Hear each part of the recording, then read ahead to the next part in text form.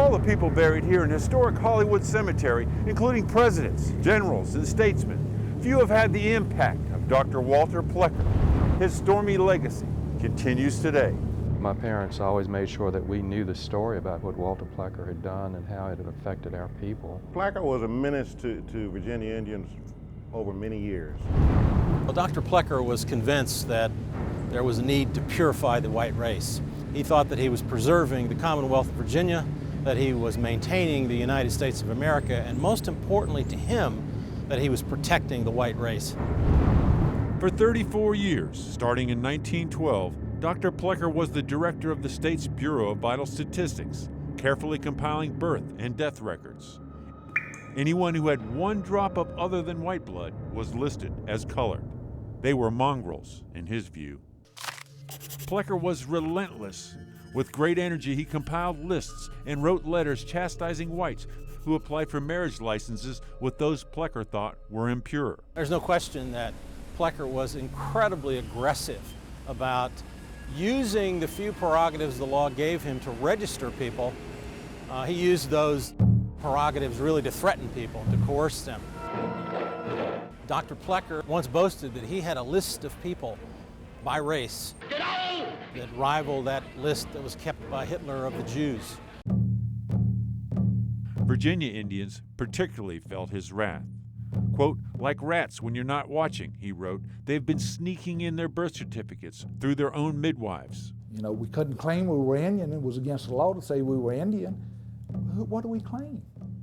You know, we're not black and we're not white.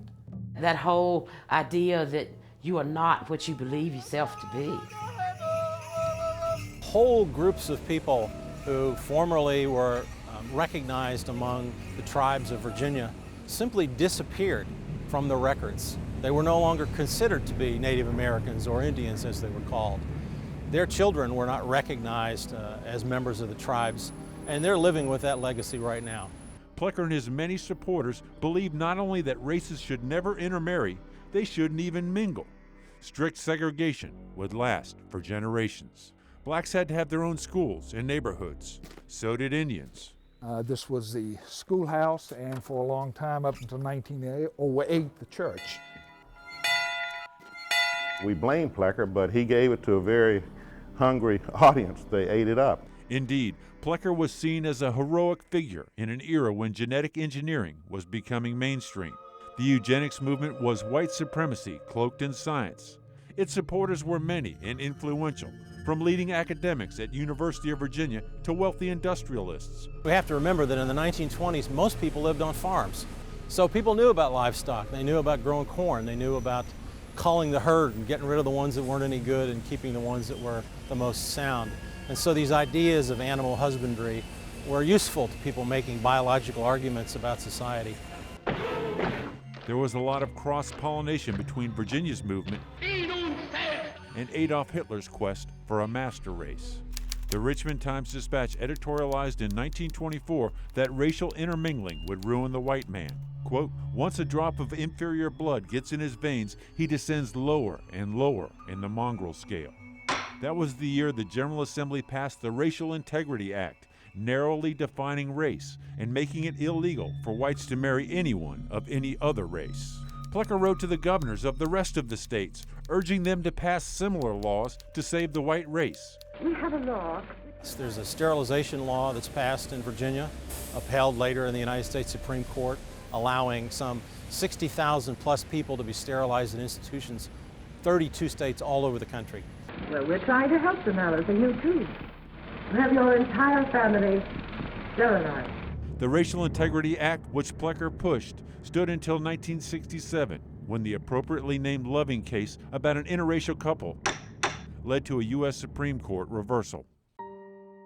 But the damage to Virginia's Indian tribes continues.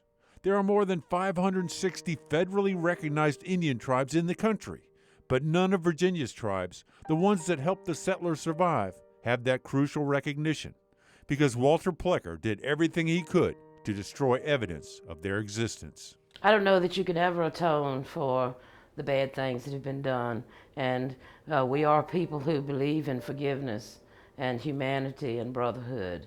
And so let's make today a new day. In less than a century, what Dr. Plecker feared the most has come to pass.